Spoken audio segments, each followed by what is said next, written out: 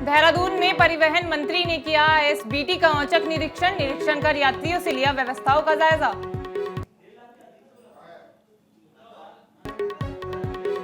मसूरी में अनियंत्रित होकर खाई में गिरी कार, खाई में कार गिरने से कार सवार 2 लोग हुए घायल। चमोली में एक व्यक्ति ने नाबालिग लड़की के साथ की छेड़छाड़ करने वाले व्यक्ति को पुलिस ने किया गिरफ्तार।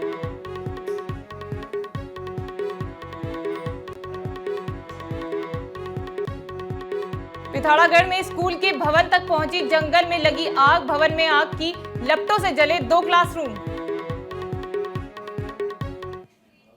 नमस्कार, आप देख रहे हैं न्यूज 31 उत्तराखंड और मैं हूं आपके साथ निशा उप्रेती। और अब वक्त हो चुका है उत्तराखंड बुलेटिन का। पिथौरागढ़ में बीते दिन 6 अप्रैल को भारतीय जनता पार्टी के स्थापना दिवस पर होने वाले कार्यक्रमों की तैयारी को लेकर जिला अध्यक्ष वीरेंद्र वाल्दिया की अध्यक्षता में एक बैठक का आयोजन हुआ। वहीं इस मौके पर कार्यक्रम की रूपरेखा तय की गई। साथ ही जिलाध्यक्ष ने कहा कि 7 अप्रैल से 14 अप्रैल तक भाजपा बूथ स्तर तक अंबेडकर जयंती के कार्यक्रम भी मनाने जा रही है, जिसको लेकर कार्यकर्ताओं को जरूरी आदेश दिए गए हैं।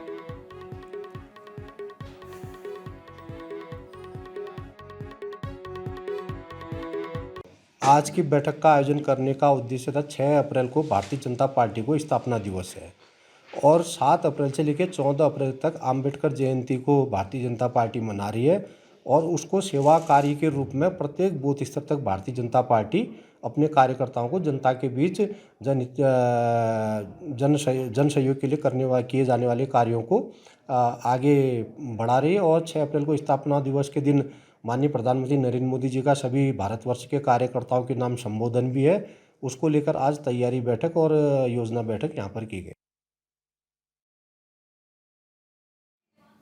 रामनगर में बीते दिन आरएसएस के कार्यकर्ताओं ने पथ संचलन निकालते हुए देश में एकता का संदेश दिया। इस दौरान आरएसएस के नगर संघ चालक अजय अग्रवाल ने बताया कि पथ संचलन हर साल निकाला जाता है। वहीं पिछले 2 सालों से ये कार्यक्रम आयोजित नहीं हो पाया था, लेकिन इस बार इस कार्यक्रम का आयोजन किया जा रहा है, जिसको लेकर स्वयंसेवकों में काफी उत्साह है।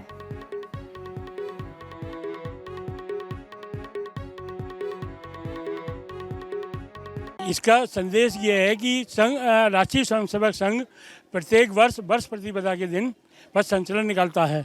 विगत 2 वर्षों से कोरोना की वजह से हम पथ संचलन नहीं निकाल पा रहे थे, क्योंकि माननीय अपने आद्य सरसंघ चालक माननीय हेडगेवार जी का आज जन्मदिन भी होता है।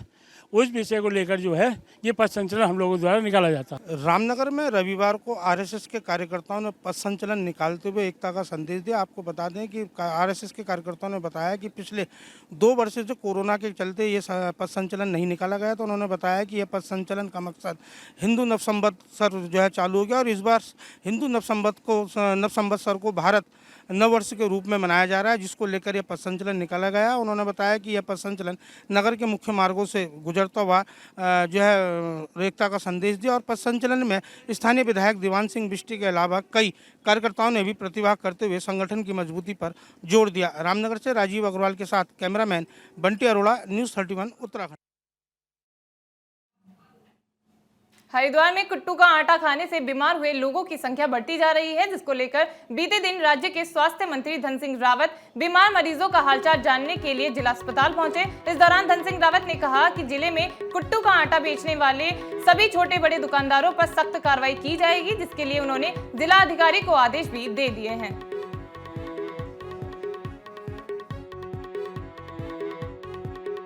हरिद्वार जिले में 122 लोग टोटल कल व्रत के बाद जब उन्होंने कुट्टू का आटा खाया तो तब वो बीमार हुए हैं। और मुझे माननीय प्रदेश अध्यक्ष ने कहा कि ऐसी घटना हुई है, तो तब मैं यहाँ आया हूँ निरीक्षण करने के लिए। मैंने जिलाधिकारी को भी, उप जिलाधिकारी को भी, अपने सीएमओ को भी निर्देश किए हैं कि तुरंत उनके खिलाफ़ कार्रवाई करनी चाहिए, जिनमें जो भी थोक विक्रेता हैं या रिटेल विक्रेता हैं। और मुझे लगता है कि आज इस सब पे कार्रवाई हो जाएगी और भगवान की ऐसी कृपा है कि जितने भी लोग एडमिट हैं बस थोड़ा ठीक हैं और मुझे लगता है कि शाम तक या कल सुबह तक सब लोग डिस्चार्ज हो जाएंगे। ये हरिद्वार ज़िले में अक्सर हर साल ऐसी घटनाएं होती हैं और मैं 2 दिन बाद इस विभाग की समीक्षा भी करने वाला हूं, लेकिन अभी तो इस घटना में सबके खिलाफ कार्रवाई की जाए। देहरादून में बीते दिन मसूरी के विकास को लेकर मुख्य सचिव एस संधू की अध्यक्षता में एक बैठक का आयोजन किया गया। इस दौरान बैठक में मसूरी के माल रोड के सौंदर्यीकरण को लेकर चर्चा की गई। इस दौरान मसूरी देहरादून विकास प्राधिकरण के सचिव मोहन सिंह बनरिया ने बताया कि शहर के सौंदर्यीकरण को लेकर तैयारी शुरू कर दी गई है और जल्द ही इस पर काम शुरू कर दिया जाएगा। पर्यटक दृष्टि से बहुत ही महत्वपूर्ण जगह है और मसूरी का सौंदर्यीकरण उत्तराखंड के लिए बहुत ही महत्वपूर्ण है। और चीफ सेक्रेटरी महोदय ने कल मीटिंग में भी स्पष्ट निर्देश दिए हैं कि हमारे लाइब्रेरी चौक से लेकर झूला घर तक और झूला घर से पिक्चर पैलेस तक तमाम डाउन साइड में और अप साइड में, अप हिल साइड में जो भी म्यूरल्स हैं, गजीबो हैं, रेलिंग्स हैं या हमारे जो विक्टोरियन पोल्स हैं उस पर किसी प्रकार की कोई चीज़ लटकी हुई है या उसका रेलिंग टूट गया है या हमारे म्यूरल्स खराब हो गए हैं। पौड़ी जिले में बीते दिन राज्य मंत्री सतपाल महाराज अपनी विधानसभा में पहुंचे और मतदाताओं को उन्हें भारी मतों से जिताने पर आभार जताया। साथ ही उन्होंने जिले में ग्रामीणों की ओर से उठाई गई परेशानियों को जल्द समाधान करने की बात कही। साथ ही उन्होंने कहा कि जल्द उनके विभागों में नियुक्तियां निकाली जाएंगी और बेरोजगार युवाओं को रोजगार दिया जाएगा। साथ ही जो काम पहले नहीं हो पाए उनको अब पूरा किया जाएगा।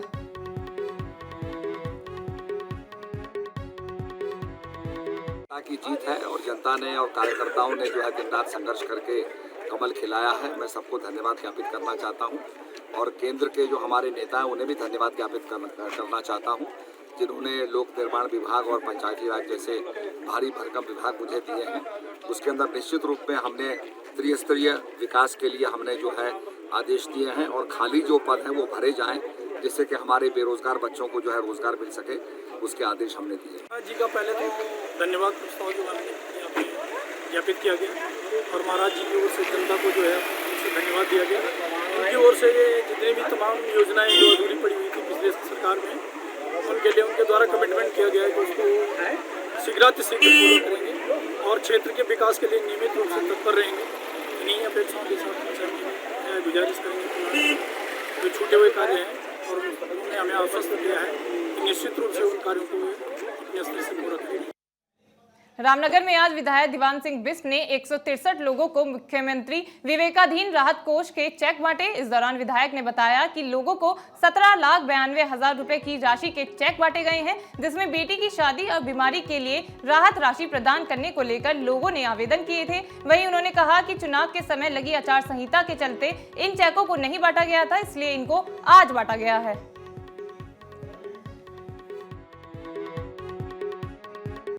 आज जो ये चेक वितरण हुए हैं मुख्यमंत्री विवेकाधीन कोष से, क्योंकि ये आचार संहिता लगने के कारण पिछले सत्र में नहीं बंट पाए थे, तो आज 163 चेक और 17,92,000 के ये चेक वितरित यहाँ पर किए गए हैं।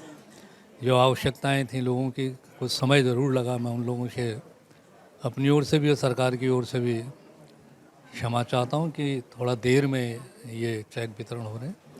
और ये जिस प्रकार से सरकार की योजनाएं हैं कि गरीब व्यक्ति को उसका लाभ मिलना चाहिए, तो उसी के तहत विवेकाधीन कोष से ये वितरण और आगे भी किए जाएंगे। सोमवार को रामनगर विधायक दीवान सिंह बिष्ट ने अपने कार्यालय में मुख्यमंत्री विवेकाधीन कोष के पात्र लोगों को 163 पात्र लोगों को करीब जो है लाखों रुपए के चेकों का वितरण किया। दीवान सिंह बिष्ट विधायक ने कहा कि आचार संहिता के कारण इन चेकों का वितरण नहीं हो पाया था, जिनको आज इनको वितरण करने का कार्य किया गया। उन्होंने बताया कि 163 चेक ये वितरित किए गए हैं, जो करीब 17,92,000 रुपये की धनराशि के चेक हैं। और उन्होंने कहा कि सरकार गरीबों की मदद के लिए हमेशा तत्पर है। उन्होंने कहा आगे भी ये चेकों का कार्यक्रम लगातार जारी रहेगा। तो वहीं चेक पाने वाले पात्र व्यक्तियों ने भी सरकार की जमकर प्रशंसा की है। चेक वितरण करने वालों में मुख्य रूप से बच्ची की शादी व बीमारी के दौरान जिन्होंने सहायता राशि के आवेदन किए थे, उनको इन चेकों का वितरण किया गया है। रामनगर से राजीव अग्रवाल के साथ कैमरामैन बंटी अरोड़ा, न्यूज़ 31 उत्तराखंड।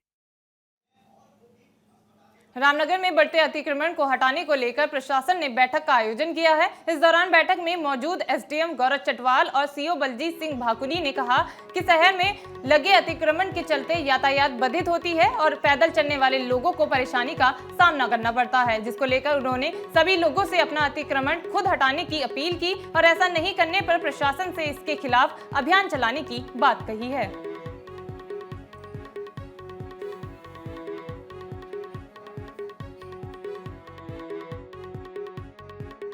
देखिए, पूरे ज़िले में ही जो है माननीय जिलाधिकारी महोदय के निर्देशों के क्रम में जो भी एंक्रोचमेंट है उसकी प्रक्रिया चल रही है। आप जैसे विदित हैं कि हल्द्वानी में बड़े स्तर पे कार्य चल रहा है। हमारे द्वारा भी एक दो दिन जो गलत तरीके से ठेले खड़े थे या जो एंक्रोचमेंट थी रोड पर, उसको हटाया गया है। उसी का आगे ये प्रयास है कि आज इनको बुला के, व्यापार मंडल को बुला के और फड़ यूनियन और आपका टेम्पो यूनियन को बुला के उनको ये अवगत कराया गया कि अभी कोई भी जो भी गलत तरीके से एंक्रोचमेंट कर रहा है उसको हटाया जाएगा। तो इनको अभी मौका दिया गया कि अगर इन्होंने एंक्रोचमेंट कहीं कर रखा है या गलत तरीके से कुछ चीज़ कर रहे हैं तो उसको सुधार लें, क्योंकि इसके बाद फिर पुलिस प्रशासन और पालिका प्रशासन सब पुलिस मिलके जो भी गलत तरीके से पार्क कर रहा होगा या एंक्रोचमेंट होगा उसको हटाया जाए। देखिए, आगामी जो यात्रा सीजन है उस यात्रा को सुलभ बनाने के दृष्टिगत यहाँ काफ़ी मात्रा में पर्यटक आते हैं और कारवेट में आते हैं, उनको असुविधा होती है। इसको मद्देनजर रखते हुए आज हमारे द्वारा एक मीटिंग आयोजित की गई है। इस मीटिंग में जो रेहड़ी वाले हैं, जो ठेली वाले हैं, जिन्होंने रोड पर लगा दिए हैं और अनियंत्रित यातायात है, टेम्पू, रिक्शा और बस आदि के संबंध में सुव्यवस्थित करने के लिए एक मीटिंग बुलाई गई थी, जिसमें हमारे द्वारा दिशा निर्देश दिए गए हैं और यातायात सुदृढ़ बनाने के लिए व्यवस्था की जा रही है। अगर कोई इसका उल्लंघन करेगा तो उसके बाद उसके विरुद्ध कार्रवाई की जाए। रामनगर में नेशनल हाईवे 309 और मुख्य बाजार पर लगातार हो रहे अतिक्रमण को लेकर सोमवार को प्रशासन ने नगर पालिका में एक बैठक का आयोजन किया। बैठक में सभी ठेला, फड़, खोखा और टेम्पो यूनियन के पदाधिकारियों के अलावा व्यापार मंडल के पदाधिकारी भी मौजूद रहे। बैठक में मौजूद एसडीएम गौरव चटवाल ने कहा कि जिलाधिकारी के आदेश हैं और पूरे जिले में इस समय अतिक्रमण हटाओ अभियान चल रहा है, जिसके तहत रामनगर में भी अभियान शुरू होगा। उन्होंने सभी लोगों से अपील की है कि जिन्होंने भी अनावश्यक रूप से अतिक्रमण किया है या अनावश्यक रूप से सड़कों पर वाहन खड़े किए हैं, इनको तत्काल हटा लें और इनके खिलाफ अब नहीं तो प्रशासन और नगर पालिका प्रशासन संयुक्त रूप से कार्रवाई करेगा। तो वहीं पुलिस क्षेत्राधिकारी बलजीत सिंह भाकुनी ने भी सख्त हिदायत दी है कि जो नियमों का उल्लंघन करेगा उसके खिलाफ नियमानुसार कार्रवाई की जाएगी। तो वहीं अब वर्तमान में स्कूल का भी सब खुल गए हैं और ऐसे में खनन वाहनों के आवागमन को लेकर स्कूली बच्चों की ज़िंदगी का आगे भी एक बड़ा संकट खड़ा हो गया और कई बार ग्रामीण क्षेत्रों में और नगर क्षेत्र में स्कूल खुलने और बंद होने के समय खनन के वाहनों पर रोक लगाने की मांग की जाती रही है, जिसको एसडीएम गौरव चटवाल ने गंभीरता से लेते हुए कहा है कि अब स्कूल खुलने और बंद होने के समय पर ग्रामीण व नगर क्षेत्र में खनन वाहनों का प्रतिबंध पूरी तरह वर्जित रहेगा। रामनगर से राजीव अग्रवाल के साथ कैमरामैन बंटी अरोड़ा, न्यूज़ 31 उत्तराखंड। बाजपुर में आज आम आदमी पार्टी के कार्यकर्ताओं ने एसडीएम राकेश चंद तिवारी की ओर से मुख्यमंत्री को ज्ञापन सौंपा। इस दौरान कार्यकर्ताओं ने मुख्यमंत्री से ट्रैक्टर ट्रॉली के पलटने से हुए हादसे में मृतक और घायलों को आर्थिक मदद देने की मांग की। इस दौरान पार्टी के वरिष्ठ नेता जगतार सिंह बाजवा ने कहा कि हादसे को लेकर सीएम ने मृत महिलाओं और घायलों की कोई सुध नहीं ली है। बता दें कि उन्होंने सीएम धामी से मृतक महिलाओं के परिजनों को 10 लाख, गंभीर घायलों को 5 लाख और बाकी घायलों को 2 लाख रुपए की आर्थिक मदद दिए जाने की मांग की है।